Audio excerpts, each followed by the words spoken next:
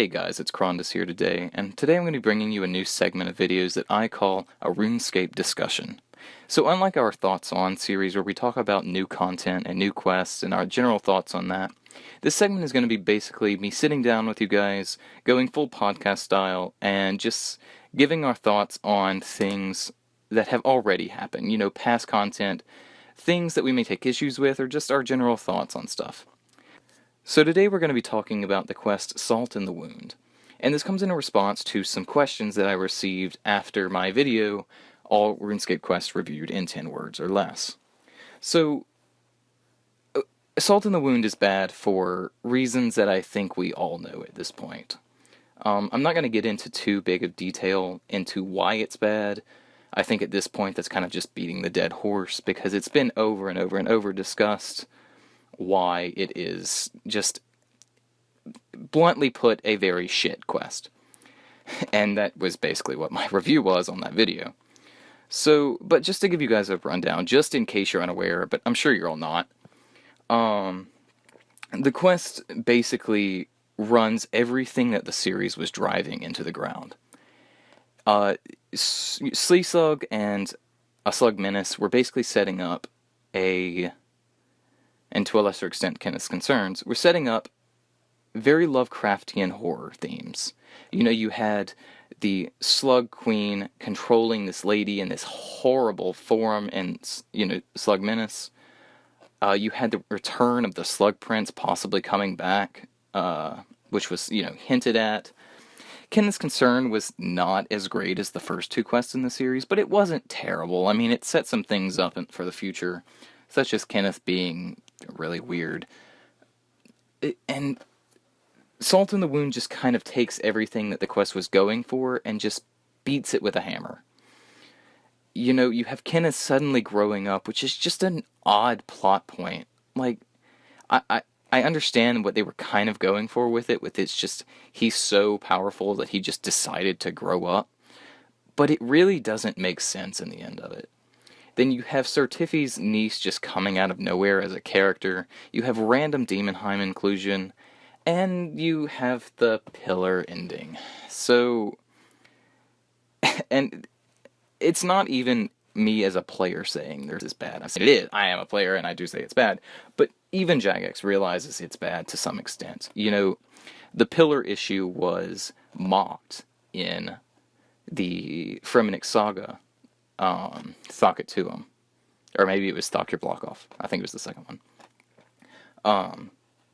Where essentially one of the bosses says, oh, you can't kill a boss with a pillar. So, obviously Jagex knows that this content is bad if they're willing to mock it in their later content. And as a business standpoint, I understand they're never going to get rid of it.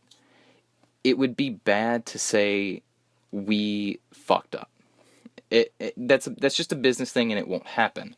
But what we can do is, besides just ripping it out the game, which, like I said, not happening, we can retcon it without really retconning it. And so I'm going to explain that. So to start off, I need to just get out the way that they will more than likely never rework the quest in the same way that quests like Demon Slayer and Wolf Whistle and quests like that have just been completely rewritten. It will likely never happen to it, because the quest in itself doesn't look bad.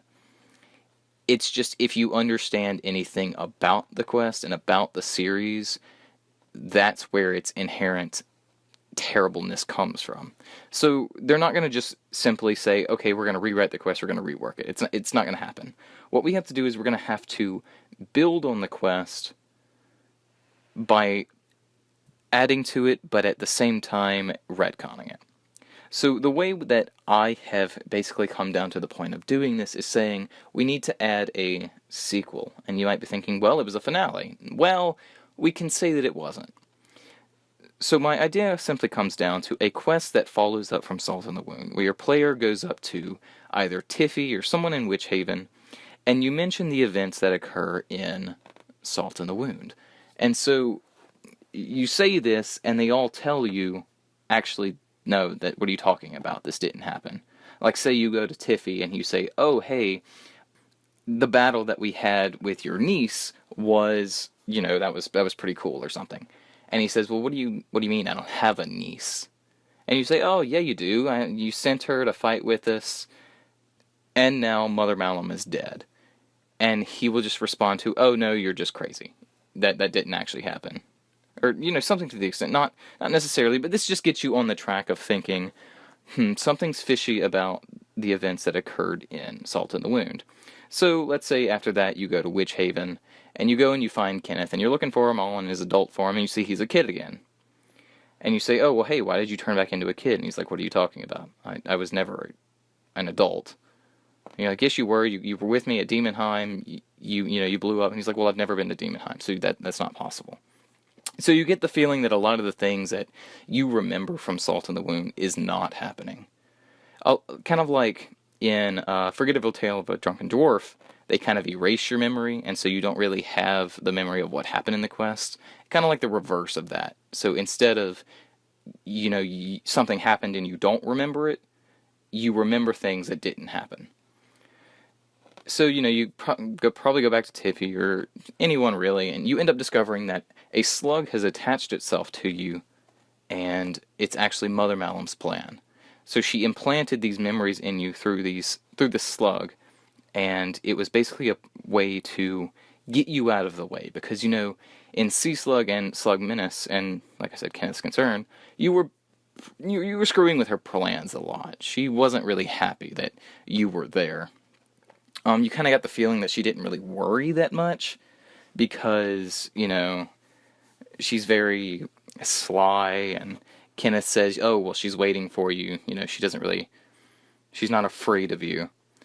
So it was just kind of a way to get you out of the way. She implanted these memories in you to make you think she is dead, I don't have to worry about it anymore, and in the end, you never go back to Witch Haven, because, nothing's in Witch Haven. It's a city that was made for the quest, let's be honest. But, so you're not going to just go back there for no random reason, unless you have to, fight off more slugs, and if you're under the impression that there are no slugs, you're not going to go back. So now you're thinking, oh, Mother Malum's dead, I don't have to go back to Witch Haven, I'm all good, and, happy days. Well, it's actually her plan. She wants you to think that.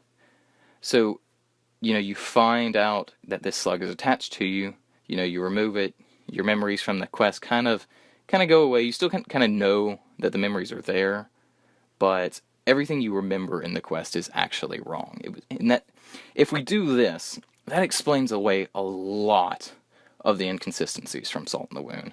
You have the inconsistent way that Mother Malum even looks, like if you want to get that deep into it, because let's be honest, her Salt in the Wound model was awful. It explains away how there's just a random pillar that she just dies so inconveniently, even though I think they actually turned it into a statue. Not that that makes that much better, but okay. It explains away Tiffy's niece just randomly being there. It explains away Kenneth's powers of just being able to grow up randomly. It explains away why there would be a seeker in Demonheim that would just randomly be able to cure the slug stuff. It explains away all these weird inconsistencies that occurred in Salt in the Wound. And without at the same time just, blatantly stating, oh, Salt in the Wound is shit, and we need to rip it out the game. It fixes the inconsistencies in a way that is retconish, but at the same time it can still play into the story. That it was actually, you do have these memories. You do think this actually did happen, but it was actually hypnosis or, memory implantation by Mother Malum. So that's my idea to fix it. So yeah, like I said, Salt in the Wound, like I said, we all know is really, it's not a good quest. But I do think that the Slug series could keep going, and that is one of my favorite quest series before Salt in the Wound. Even though there were only 3 quests and Kenneth's Concern wasn't that great, it had fantastic build-up, and it was one of my favorites. Slug Menace and Sea Slug were my favorite quests when I was first, back in the day, first doing my, adventures into questing and RuneScape lore and stuff like that. I really enjoyed those quests, and so it really upset me when Salt in the Wound was just absolute garbage. So yeah, that was just my way of getting it out. If you had different theories, or not theories, but like ideas, please let me know in the comments. I would love to hear your feedback on this. Even if you think it's just, hey, let's just remove it from the game and start over. I mean, like, it's not going to happen, but if that's what you think should happen, just tell me, let me know. Or if you have other ideas of how to fix it, say it down below. I'm up for anything. So yeah, thanks for listening, guys, and have a great day.